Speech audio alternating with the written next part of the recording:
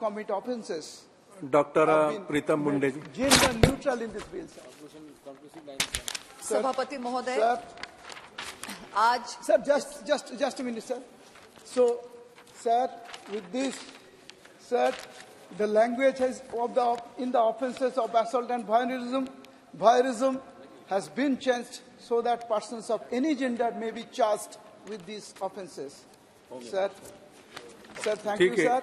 ठीक है, आपको जितना समय दिया था ना, समय हो गया आपका। Doctor Pritam Munde ji, sir, for giving me this opportunity once again.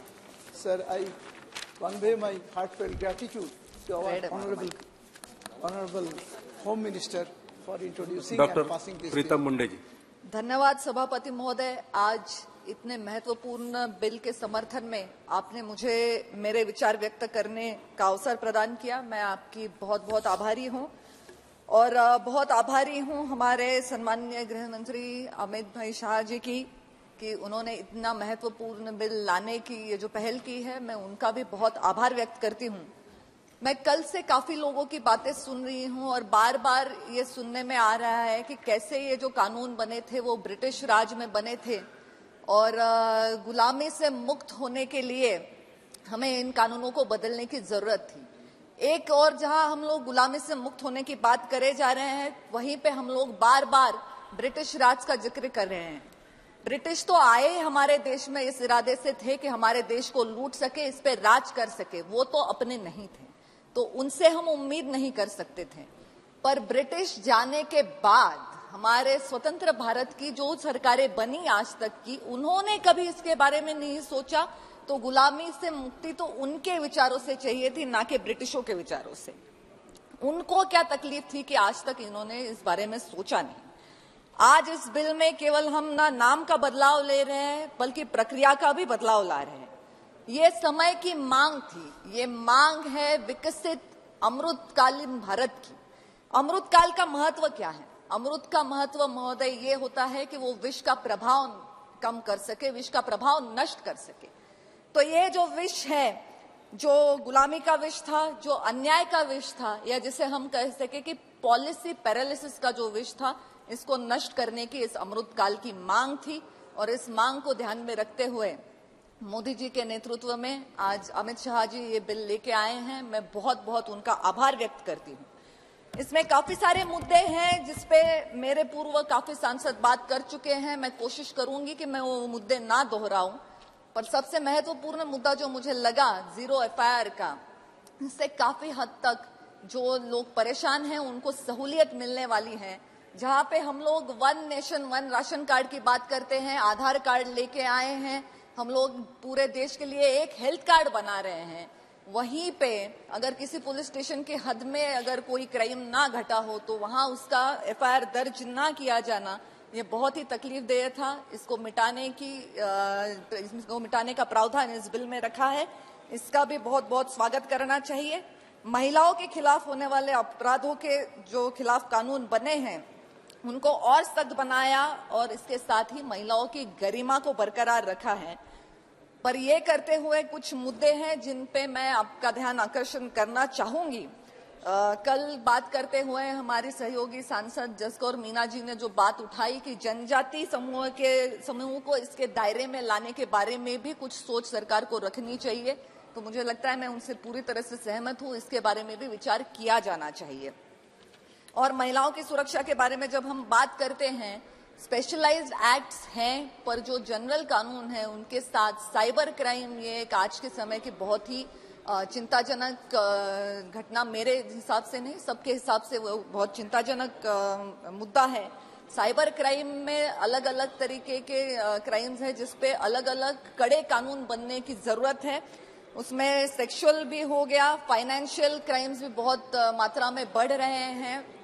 अलग अलग बैंकों के नाम पे लोग सामने आ करके जो लोग अपना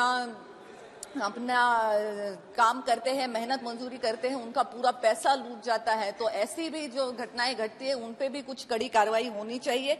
इसके अलावा साइबर क्राइम के माध्यम से जो टेररिज्म की भी घटनाएं बढ़ सकती हैं आने वाले समय में, इस पे भी ध्यान देने की सरकार को जरूरत है। मैं और एक मुद्दा कहना चाहूंगी कि इन धाराओं को पुख्ता करने के लिए protection and rights of victim and witness जो सेक्शन 15A SC और ST एक्ट 1989 की अमेंडमेंट जो 2016 में बनी उसमें था। आज हम महिलाओं के सशक्तिकरण की जहां बात कर रहे हैं वहां इस धारा में क्या हम प्रोटेक्शन ऑफ विक्टिम्स और उनके राइट्स के बारे में कुछ अगर स्पेसिफिकेशन हो, इसमें जो पूरी क्लैरिटी आ जाए तो लोग भी आगे आके अपने खिलाफ करने वाले जुर्म के बारे में आगे आके बात करेंगे। तो इसके बारे में भी सरकार की तरफ से मैं थोड़ा सा स्पष्टीकरण चाहूंगी। और मुझे लगता है कि जहां लोगों के दिल में अगर आपका इरादा नेक है, आपकी सोच सही है और आप काम करने के लिए आगे आते हैं तो आपको बदलाव लाने से कोई नहीं रोक सकता। इसके बारे में मैं उदाहरण देना चाहूंगी। जब गोपीनाथ मुंडे जी महाराष्ट्र के गृह मंत्री थे तब उन्होंने ऑर्गेनाइज क्राइम के खिलाफ जो अपने कदम उठाए उसके चलते मुंबई को गैंग वॉर फ्री करने में उनको बहुत बड़ी कामयाबी हासिल हुई और लोग आज तक इस घटना का उल्लेख करते हैं। तो जब इरादा नेक हो, सोच सही हो, आप उस दिशा में अगर कदम बढ़ाएंगे तो जरूर सफलता आपको प्राप्त होती है। और आज ये जो बदलाव हम ला रहे हैं वो बदलाव देखते हुए मुझे कोई अचरज नहीं होता, क्योंकि ये आने वाले मोदी जी के नेतृत्व में ही थे। मोदी जी का नाम बदलने से जो लोगों को ऐतराज है, मुझे लगता है कि जब आप नाम बदलते हैं तो सिर्फ नाम नहीं बदल रहे, आप सोच भी बदल रहे हैं। जैसे हम इसके पहले हमने देखा था कि विकलांग व्यक्तियों को विकलांग ना कह के उनको दिव्यांग कहा जाए। ये जब सिर्फ एक शब्द मोदी जी ने बदला तो लोगों का उनकी तरफ देखने का नजरिया चेंज हो गया।